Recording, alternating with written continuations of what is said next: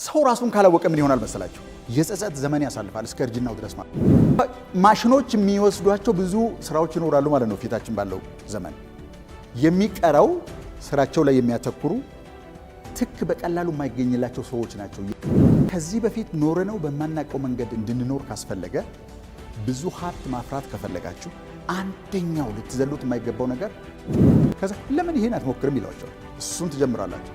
ከዛስ the same happens over and over and over again።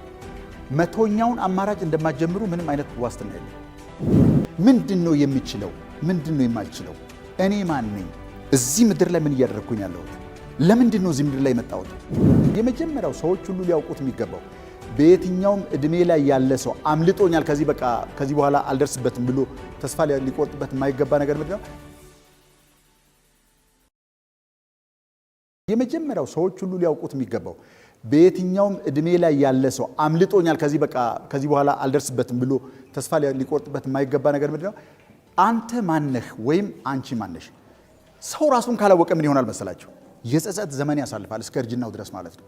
ሰዎች ሊያውቁት የሚገባው የእውነት ሰዎች ሊያውቁት የሚገባው ብዙ ገንዘብ ኢንቨስት ማድረግ ካስፈለገ ኢንቨስት ሊያደርጉበት የሚገባው ነገር ምንድነው ብትሉኝ፣ ሰው ራሱ ምን እንደሆነ ማወቅ አለበት።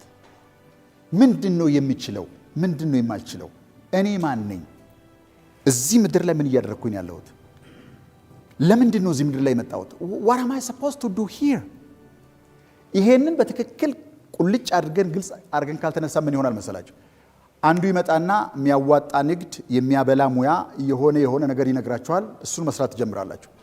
4-5 ዓመት እዛ ላይ ጊዜያችሁን፣ ገንዘባችሁን፣ ኢነርጂያችሁን ያላችሁን ነገር በሙሉ ከባከናችሁ በኋላ ወይ እናንተ በምትፈልጉት መጠን አልሄድ ሲል ወይ ደግሞ ከዛ የሚያዋጣ የሚመስል ነገር ሲገኝ ደግሞ ጆሮአችሁን ጣል አድርጋችሁ አማራጭ ማማተር ትጀምራላችሁ። ከዛ በኋላ የሆነ ሰው ይመጣና ደግሞ በተለይ አሁን ባለንበት በዚህ ዘመን ነገሮች ሁሉ አይናችሁን ዘግታችሁ ስትከፍቱ ሌላ ዓለም ሆኖ የሚለወጥበት ዓለም በሆነበት ጊዜ ነገሮች ይለወጣሉ ማለት ነው በከፍተኛ ፍጥነት። ስለዚህ ሌላ አማራጭ ደግሞ አለ ትባላላችሁ። እዚህኛው ቀድሞ የጀመራችሁት ነገር ላይ ጊዜያችሁን አጥፍታችኋል። ትምህርት ተምራችሁበታል፣ ገንዘብ አውጥታችሁበታል። የኔ የምትሉትን ያን ነገር ከፍ ለማድረግ የኔ የምትሉትን ነገር በሙሉ እዛ ላይ አውጥታችኋል። ከዛ እሱን ደግሞ ርግፍ አድርጋችሁ ትተውና ወይም በግማሽ ልባችሁ ከፍላችሁ እሱን ትተውና ሁለተኛ አማራጭ ደግሞ ትጀምራላችሁ። እሱን እየሰራችሁ ደግሞ አሁንም በምትፈልጉት መንገድ አልሄድ ሲል አማራጭ ማማተር ይጀምራል። አውቶማቲክ ነው በነገራችን ላይ።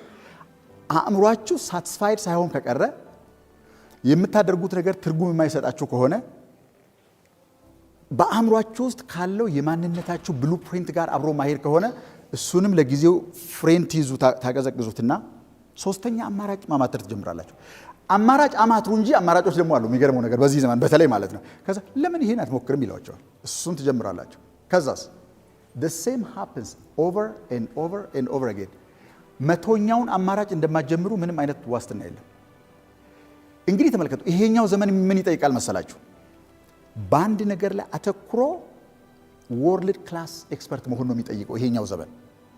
ምክንያቱም ሩቲን የሆኑ ኦቶሜት መደረግ የሚችሉ ስራዎች በሙሉ በሮቦት እየተወሰዱ ነው፣ በአርቲፊሻል ኢንተለጀንስ እየተወሰዱ ነው። ይኖዛል በደንብ አድርጋችሁ ታውቁታላችሁ ብዬ አስባለሁ። ማሽኖች የሚወስዷቸው ብዙ ስራዎች ይኖራሉ ማለት ነው ፊታችን ባለው ዘመን። የሚቀረው በጣም ክሪኤቲቭ የሆኑ ስራቸው ላይ የሚያተኩሩ ትክ በቀላሉ የማይገኝላቸው ሰዎች ናቸው እያተረፉ እየደመቁ እየገነኑ እየተወደዱ እየተፈለጉ ከገበያ ዋጋ በላይ እየተሸጡ የሚቀጥሉት በራሳቸው ላይ ትኩረት አድርገው ኤክሰፕሽናል የሆነ ከማህበረሰቡ አማካይ ችሎታ ወጣ ያለ ችሎታ ዲሞንስትሬት የሚያደርጉ ሰዎች ናቸው። ስለዚህ ይሄን ለማድረግ የመጀመሪያ የሚያስፈልገው ነገር ምንድነው ብትሉኝ፣ አንተ ማነህ የሚለው ነገር መመለስ አለበት። በነገራችን ላይ እውነቴን ነው የምነግራችሁ። ህይወታችንን ከዚህ በፊት ኖረነው በማናውቀው መንገድ እንድንኖር ካስፈለገ፣ ብዙ ሀብት ማፍራት ከፈለጋችሁ፣ ብዙ ሰላም፣ ብዙ ደስታ፣ ብዙ ትርጉም ያለው ነገር በህይወታችሁ ውስጥ መስራት ከፈለጋችሁ አንደኛው ልትዘሉት የማይገባው ነገር ከዛሬ ማታ ጀምሮ who am I?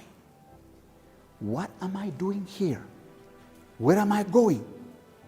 ለምንድን ነው የተፈጠርኩት? ልክ ማጨድ ለማጨድ እንደተፈጠረው ሁሉ በእያንዳንዳችን ዲኤንኤ ውስጥ በእያንዳንዳችን የጣት አሻራ ውስጥ በእያንዳንዳችን የተለየ ማንነት ውስጥ ተሰውሮ የተሰጠን አንድ በአይነቱ ብቻውን የሆነ ኮድ አለ። በዚህ ኮድ ውስጥ የሚተላለፍ የሚመጣ አንድ ስጦታ አለ። ያን ስጦታ አውጥታችሁ ከተጠቀማችሁ በዓለም ላይ ትልቅ ሀብት ማፍራት ትችላላችሁ። በዚህ አሁን በማውራበት ዘመን ማለት ነው። ሰዎች ባዶ እጃቸውን ካለ ሰርቲፊኬት፣ ካለ ዲግሪ፣ ካለ ማስተርስ፣ ካለ ፒኤችዲ ወጥተው ትልቅ ህይወት እየገነቡ ያሉበት ዘመን የትኛው ዘመን ነው ብትሉኝ ይሄኛው ዘመን። ሰዎች ለሚያበረክቱት አስተዋጽኦ ስንተኛ ዲግሪ አለህ ተብሎ የማይጠየቁበት ዘመን የትኛው ዘመን ነው ብትሉኝ አሁን ነው። ምን ማድረግ ትችላለህ ነው እንጂ ምን ያህል ገንዘብ አለህ፣ ምን ያህል ዲግሪ አለህ ተብሎ የማይጠየቅበት ዘመን ነው ይሄኛው ዘመን ነው። ስለዚህ ሰዎች ሁሉ ራሳቸውን ማወቅ አለባቸው። ሁለተኛው የዘመንን መልክ ማንበብ አለባቸው ሰዎች። ሁለተኛ በጣም ልታልፉት የማይገባ ነገር፣ በነገራችን ላይ ምን የሆነ ነው መሰላችሁ? ብዙ ቢዝነሶች ይጠፋሉ በሚቀጥሉት 10 ዓመታት። እያመረጥኩ አይደለሁም፣ ዳትስ ሃው ኢት ኢዝ። ስለዚህ ምንድነው ዘመኑ የሚፈልገው የሚለውን ካላወቅን ምንድነው የሚሆነው? በማይጠቅም ነገር ላይ ጊዜያችንን ፈጅተን ስንመለስ አይናችንን ስንከፍት ሌላ ዓለም። አንድ ነገር ላይ እንኳን አተኩረን ከቻፕ ማድረግ በጣም ያስቸግራል፣ እንኳን ተበታትነን። ስለዚህ የዚህን ዓለም መልክ ማንበብ፣ ዓለም ወዴት እየሄደ እንደሆነ ማወቅ፣ ይሄኛው ጄኔሬሽን ምን ቫልዩ እንደሚያደርግ፣ ምን ገንዘብ ለመክፈል ፈቃደኛ እንደሆነ ማወቅ እጅግ በጣም አስፈላጊ ነው ማለት ነው። ሁለተኛው እሱ ነው። እንዳው ሶስተኛ አልለውም፣ ግን በመካከል ላይ ብዙ በተዋረድ የምንሄድባቸው ነገሮች ይኖራሉ። ግን ከሚያስፈልጉ ነገሮች መካከል አሁንም አንዱ ገንዘብ ነው። ግን የሚገርማችሁ ነገር ብዙ ሰዎች ገንዘብ ይፈልጋሉ። ኦልሞስት ሁላችን ማለት ይቻላል ገንዘብ እንፈልጋለን፣ እንወጣለን፣ እንወርዳለን። አረብ ሀገር የሚሄዱ እህትና ወንድሞቻችንን አይታቸው ከሆነ በተነፋ ፊኛ ላይ ተቀምጠው ነው የሜዲትራኒያን ባህርን የሚያቋርጡት። ፐርሃፕስ የሆነ ነገር ቢበሳው እና አየሩ ከውስጡ ቢተነፍስ የተነፋ ፊኛ ላይ ነው የሚቀመጡት። በነገራችን ላይ አይታችኋል። መደበኛ መርከብ እንኳን አይደለም፣ ፍሎት የሚያደርግ በአየር የተሞላ ፊኛ ላይ ነው የሚቀመጡት። ምን ብለው መሰላቸው? ምናልባት ቦታው ላይ ደርሼ ገንዘብ ባገኝ ተመልሼ መጥቼ የሆነ ነገር አደርጋለሁ ብለው ስለሚያስቡ ነው። 99% ሰው ገንዘብ ምን እንደሆነ አያውቅም። ኪሳቸው ውስጥ የሚይዙትን ነገር ያውቁታል። እሱን ነው አልቲሜትሊ ገንዘብ የሚሉት። አንድ ነገር ገንዘብ ነው ተብሎ ለመባል 3 ባህሪያቶችን ማሟላት አለበት። ሶስቶቹን ባህሪያቶች ካላሟላ ቢያንስ ያ የኢኮኖሚ ፍልስፍና በተገነባበት ዘመን ላይ ብቻ ነበር ያ ነገር እውነት የነበረ ማለት ነው። ያ ማለት ገንዘብ ባህሪውን ቀይሯል ማለት ነው። ከሶስቱ አንድ ነገር ትክክል አይደለም ማለት አሁን ያለው ገንዘብና የድሮ ገንዘብ የተለያየ ነው ማለት ነው። በሌላ አነጋገር የገንዘቡ ኮንሴፕት ሳይሆን የተለወጠው ድሮ ገንዘብ የሚሉት አባቶቻችንና አሁን ገንዘብ የምንለው ነገር በጣም የተለያየ ነው ማለት ነው።